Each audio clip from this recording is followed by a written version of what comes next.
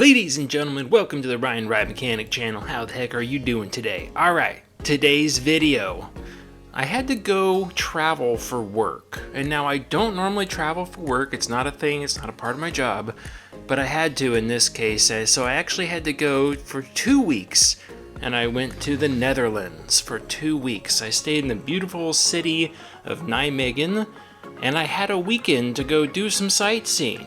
So I went to an amusement park, and I went to Phantasialand. Let's get into it. Now get ready, here we go.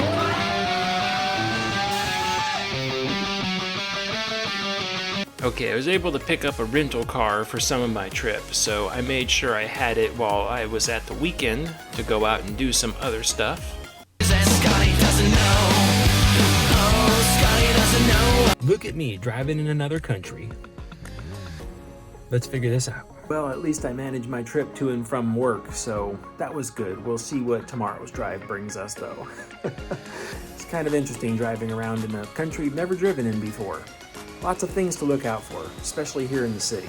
Lots of bicyclists that always have the right-of-way, and lots of markings that I don't quite fully understand. My morning started off kind of like usual. Had breakfast downstairs in the hotel. On the weekend, there was nobody there. Normally on the weekdays, this place is packed full, but not today. All right, well, I'm off to the amusement park. Hour-and-a-half drive across borders. Looking forward to it. Taking my car out, and just about 45 minutes later, crossed over into the German border. Got on the Autobahn. Came across this sign, and I was like, what's this mean? Had to check it out, and it means that there's no regulation of speed in this area. Cool.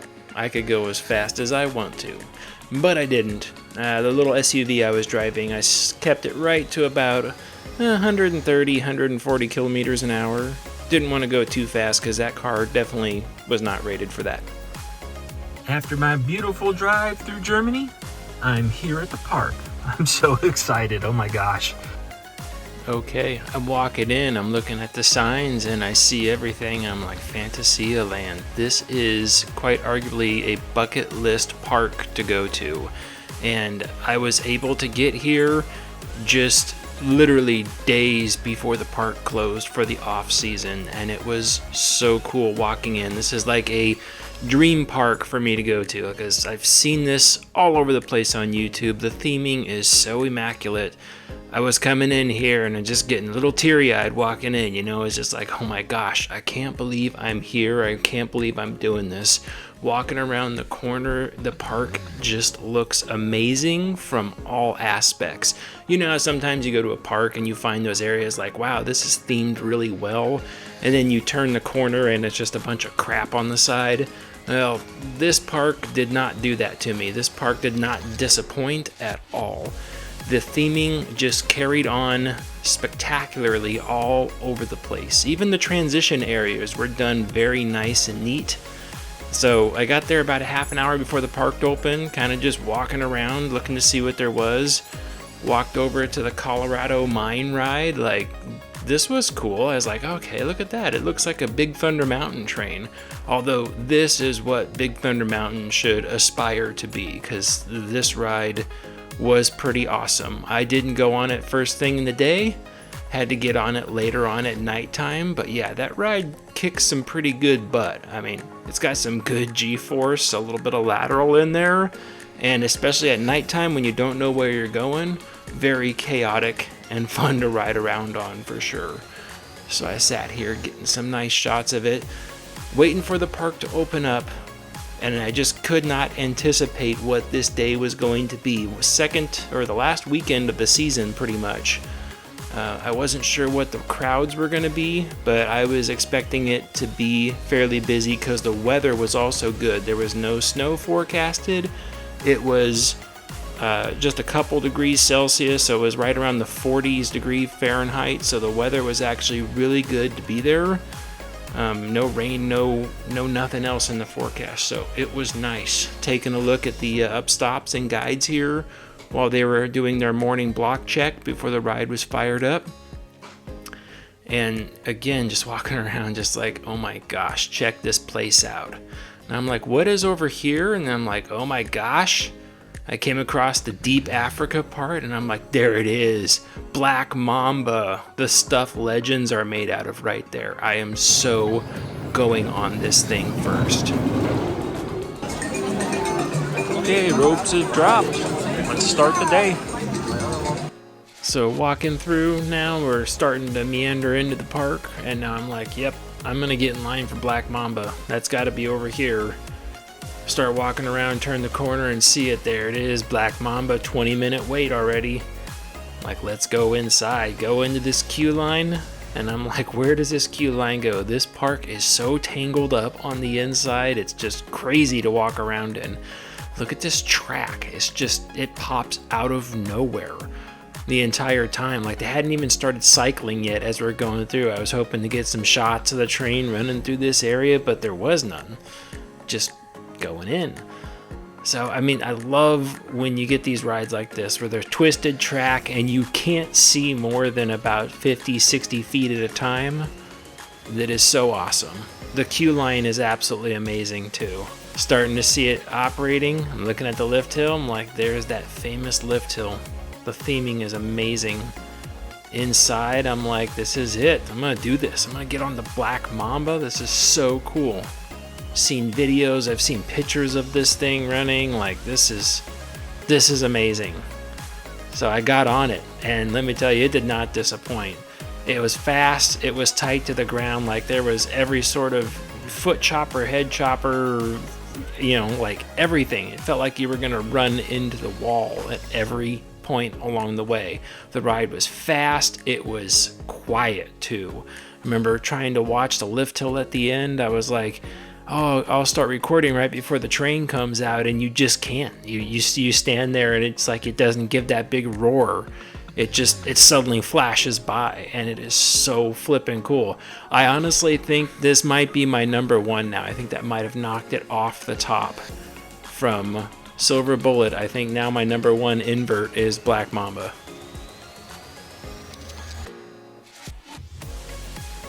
Just finish up this ride and let's take a look around at some other things. Such a cool thing. I love how these rides, you really can't see them operate, you know? It's just a little bit of the lift hill, a little bit of track here, just long enough to say, oh, where did it go? Oh, I don't know. Nope, now it's over there. Where is it? I don't know. It's coming back over this way.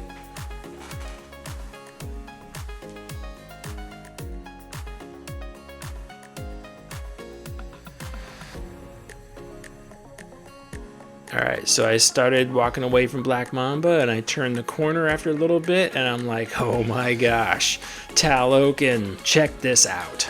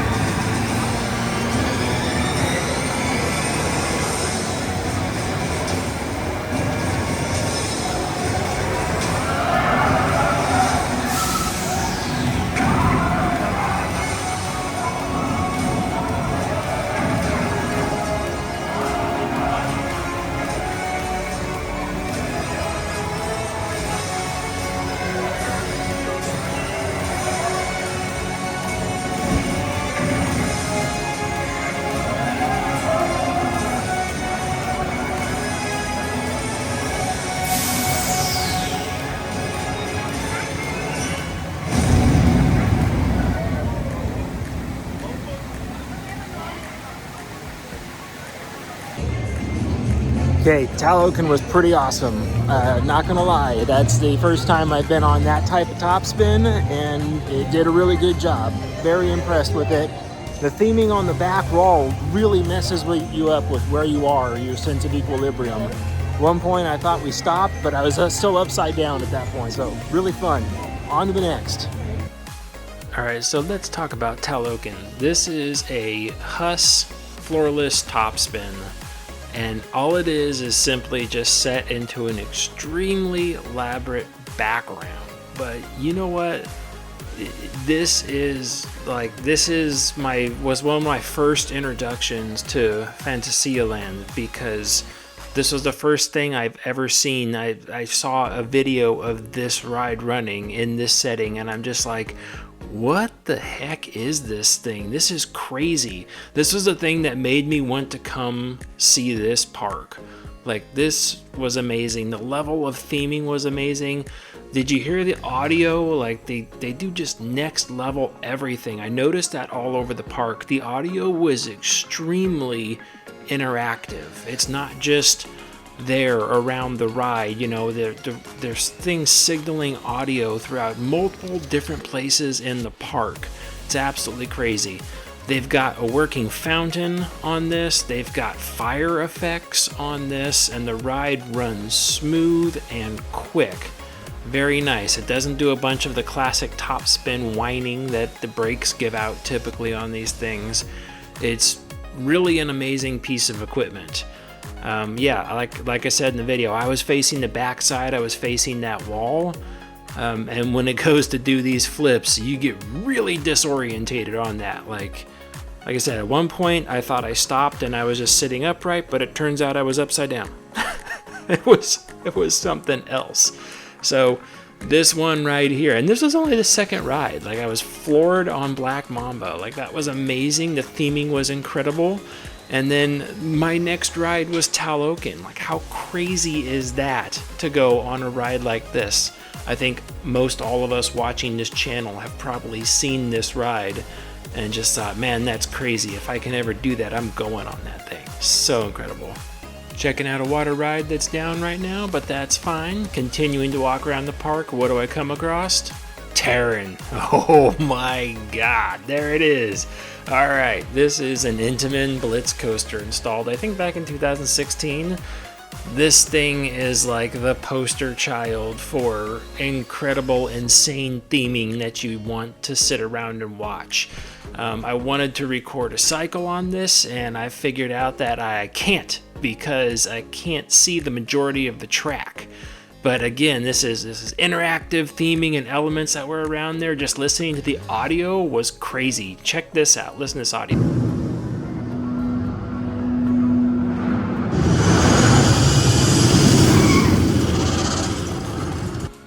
You hear that? It's like you get audio like the train sneaking up on you, and then once it goes past, you get audio that it left, like it's leaving a trace of it around. So I continue walking around. It was getting close to lunchtime, so everyone was stopping by, getting some eats here, having some beer and stuff like that. But I was like, no, I'm close to Taron. I've got to go on this thing, and there it is. I was like, yes, here I am. Single rider, 40 minutes, yes please. I'll go ahead and take that. Rarely ever am I at a park by myself. So I decided to wait in line for the single rider. And it took the full 40 minutes. I debated going in the standby line just because the line moves. Unlike the single rider, this park wasn't the right atmosphere for a single rider because everyone was in pairs. Didn't work well. But I was so excited, ready to get on this thing. Let's go.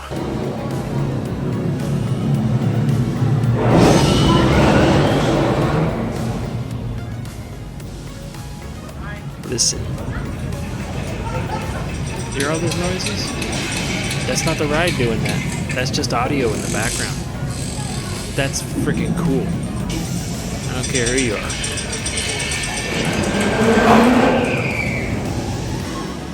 Love the sound of Intamin.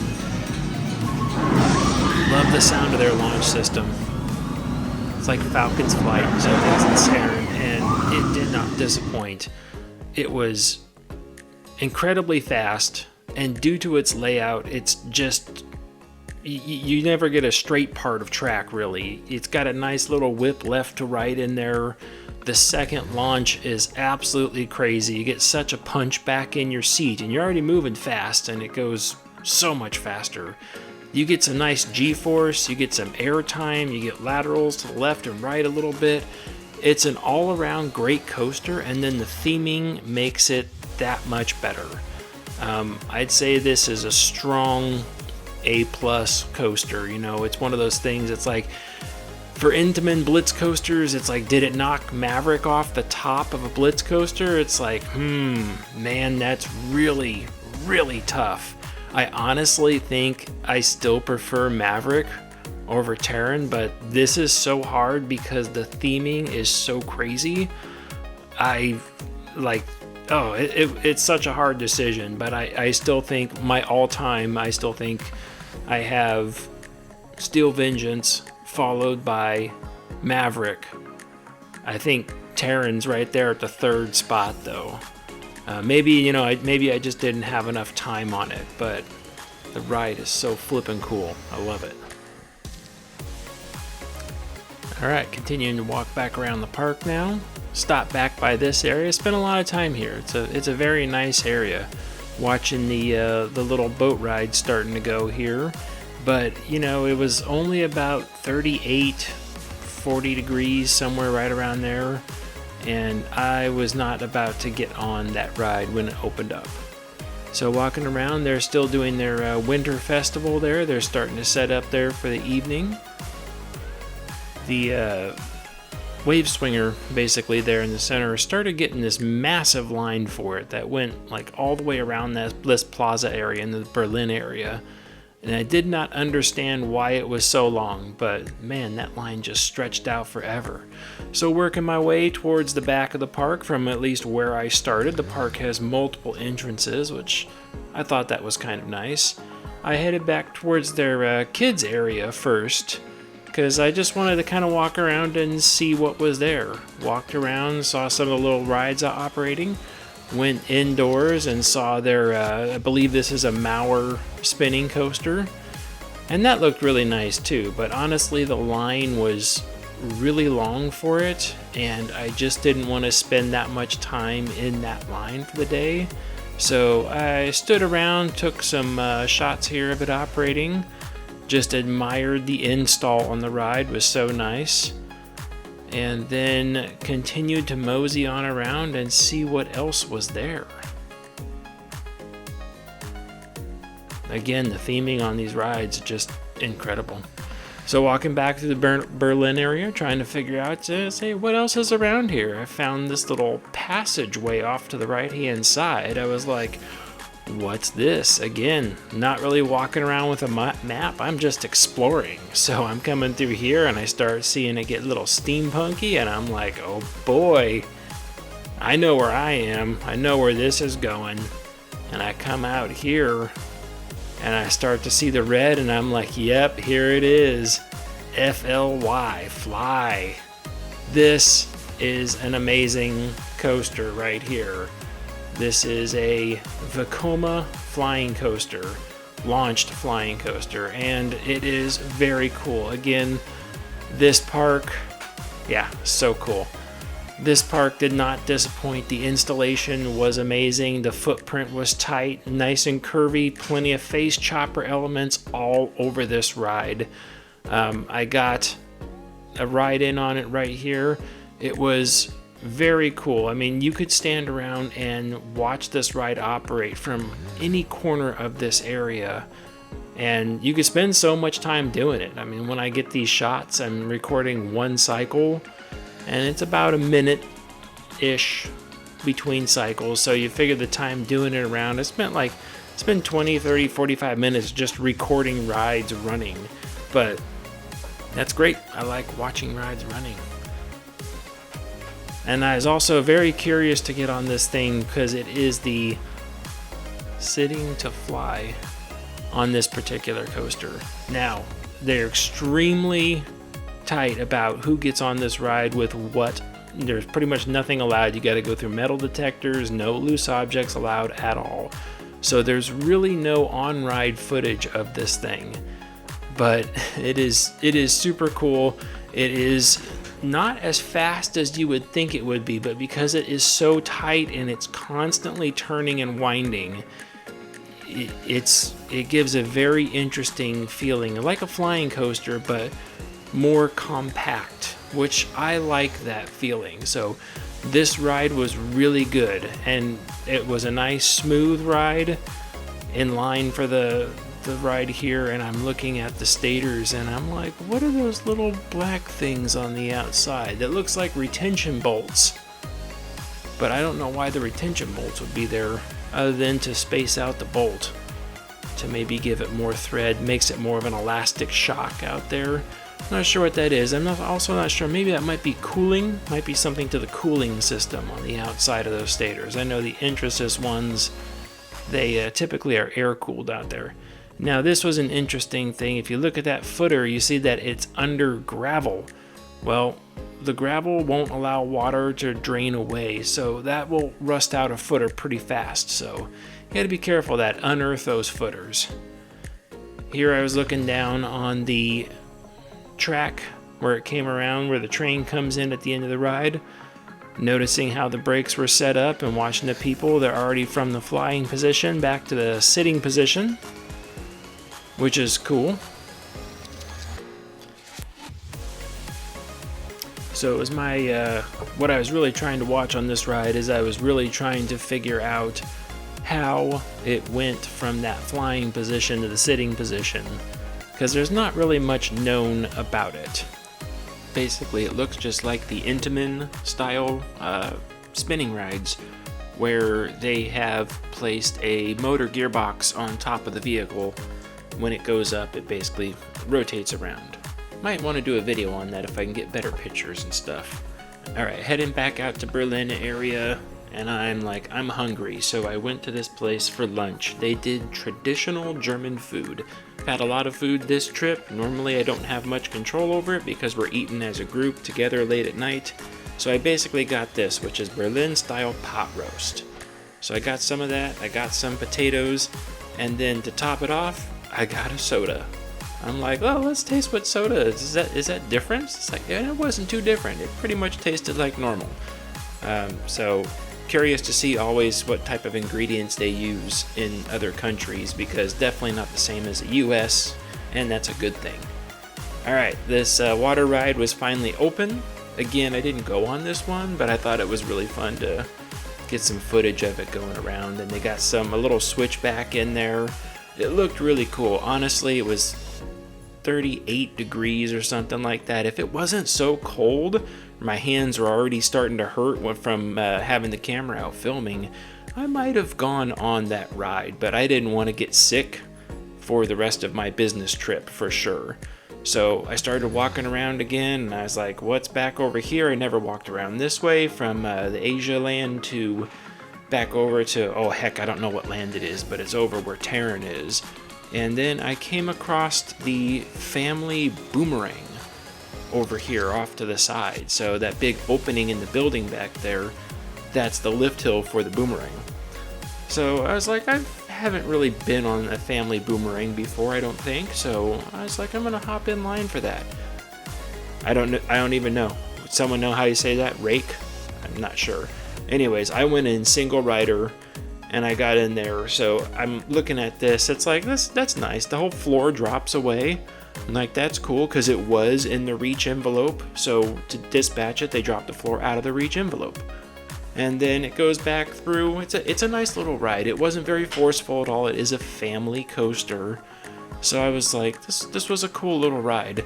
The guy in the back row was caught having his camera out. They made him delete the video, telling him it's not allowed. Yep, they found him. They saw him videotaping, so they caught him afterwards, and they made him stand there, and he had to pull his phone out, open it up. They found the video, and he had to delete it out of there because there's no recording on these rides. That's why didn't even try to do anything like that. The couple POVs I've used have been from other YouTube channels that have placed that up there. Credit to them in the description, of course. Wanted to make sure I give credit where credit is due. So just a couple nerd shots here. Back to watching Taron run. Very cool ride. Hard to videotape though, because there is such little of it out there. There's not really much you can do. But it was getting late, the sun was going down. I still had an hour and a half, 45-minute drive back to the hotel. Yeah, I'm like, yeah, there's your thumbnail right there. Okay, not quite done for the evening, so I headed back over to the Asia area, and I'm like, hey, back up here, there was the Colorado ride. So I'm gonna go to that. It was a 50-minute wait, which was a long time, but I was just like, okay, I'm only here once. Watching this in line, I'm looking at those things on the track right there, and I'm like, what are those? Then as soon as the train rolled over, I realized, I'm like, oh, those are anti-rollbacks to prevent the train from rolling back out of the break there. Looking at it in the station, took me a long time to get there, but that's okay. It's like, this is looking like a nice little ride. Like, I'm curious to see, like, I love Big Thunder Mountain, so I was like, how does this ride compare to Big Thunder Mountain? And this ride was way better than Big Thunder Mountain. Oh my gosh, it was way better. Okay, that's what Big Thunder Mountain should have been. That was an amazing ride. So I meandered back out from there, and the sun was almost down all the way, so I'm like, let's start getting some evening night shots of this. I had to get this ride from so many different angles, because after going on it, it was so good. It has so many little twists and turns and drops in and out of tunnels and caves and all sorts of things. It was very fun to go on. Like, kind of bummed I actually didn't ride on that first thing in the morning. But I'm also glad that I got my first ride on Black Mamba there. That was great. I actually didn't go back to Black Mamba. I really wanted to, especially after recording this. I'm standing there and go, Black Mamba's right there. Maybe I should just go. But it was getting late in the evening, and like I said, I still got an hour, 45-minute drive back to the hotel. And it's freezing cold. My hands are like really like cold at this point in time. So I'm just like, how much more am I gonna do of this? I still have to go souvenir shopping. Now that was one of the interesting things that I found out in this park, is that unlike all the parks I'm used to in the United States, these parks do not exit into a gift shop. In fact, there are hardly any gift shops around. So finding little souvenirs and stuff was actually difficult for me. I had to really look around to find the souvenirs at. Went back to this area, noticed these masks. I saw them earlier, but I didn't realize that there was movement on them. The eyes are moving there. I was like, that's really cool. So I was thinking maybe I'd get a nighttime ride in on Black Mamba, but the line was just too long. I think it was like a 75 or 80-minute wait at that point. So I was like, let's head back around here. You know, let's go back to Berlin. I want to get a nighttime pictures and stuff of the area, because it was all decorated with Christmas lights. It looked absolutely beautiful. And I was like, wow, this is really nice. The fact that I didn't really notice all of that during the day. I mean, the buildings are obviously draped in lights. It didn't really stick out during the day. I'm like, let's get some nighttime views of Fly, because this thing looks really cool. And I'm like, yeah, some nighttime shots of Fly running around there. So while filming this, it's getting late and it's getting colder at the same time. I'm like, I don't know how much more of this I can handle. Fingers are getting super cold, and I still have to do souvenir shopping, because I want to get some souvenirs, some for me, some for the family. So I'm thinking about doing some shopping and heading out of the park.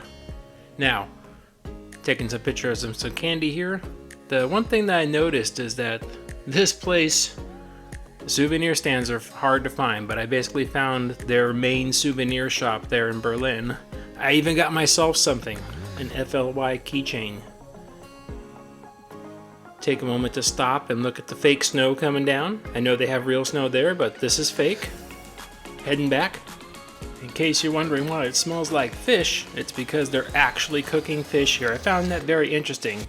Then I ran into somebody on the way back. This was super cool. They found me. Okay, this is Matthew. He just he got me something really special, got me a nighttime ride on Fly, so super cool. A nighttime pass. I got a fast pass type deal basically to go ride Fly again. So I hightailed it back over there since I didn't have to wait in the almost 80-minute long line. And I was watching this video. I'm like, man, this guy here though, the guy that clears them on, kind of looks like Woody Harrelson.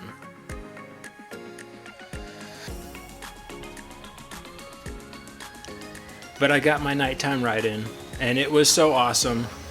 The ride's so good, especially at night. I think it adds just a little bit more. You can see how big the ride is. Matthew was right. Absolute epic ride at nighttime. You can really start to grasp the size of the ride. It's absolutely huge. It takes place on so many levels, but so glad I went back and did that at night. Thank you very much, Matthew. I appreciate that. Stopping by watching the Colorado run again. Such a cool ride, especially at nighttime. So cool to watch. Love it when it goes right into that mine right there. And then I found the most awesome sign for a bathroom that I've seen. It's like, that's hilarious. It's quiet. Well, train sitting there. Not advanced in, no one's on it. It's down. But I had a feeling, so I decided to wait. I wanted to try to get a night ride. Now, you want to hear something cool? Here it is. No music, no nothing else. Just enjoy the sound of Taron testing. Listen to these stators.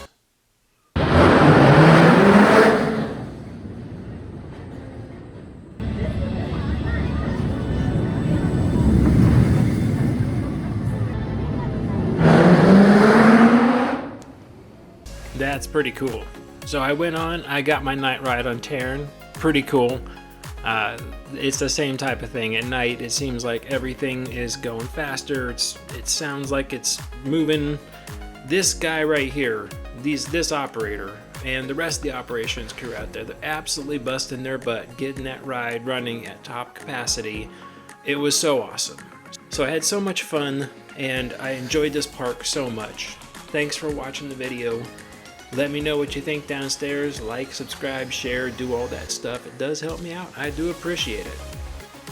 And I might end this video with just some wrap-up trips from the rest of the weekend in Amsterdam.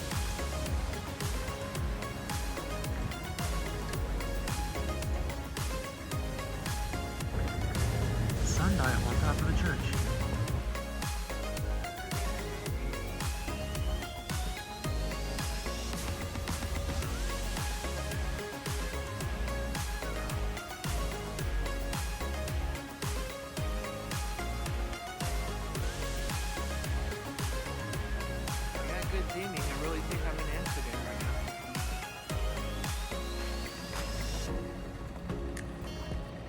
And I'm gonna put my gloves on. Why can't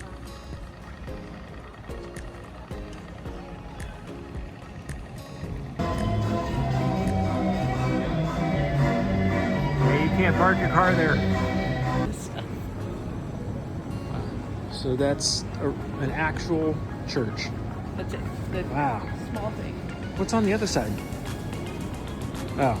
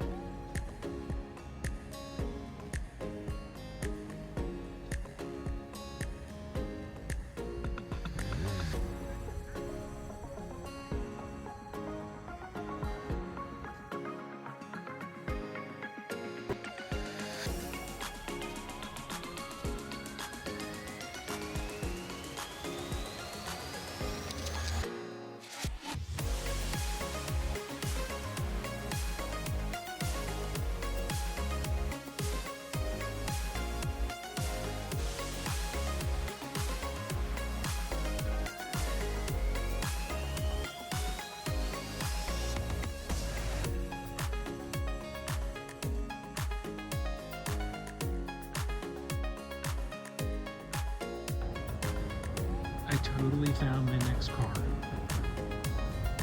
It's like a golf cart. It's pretty cool.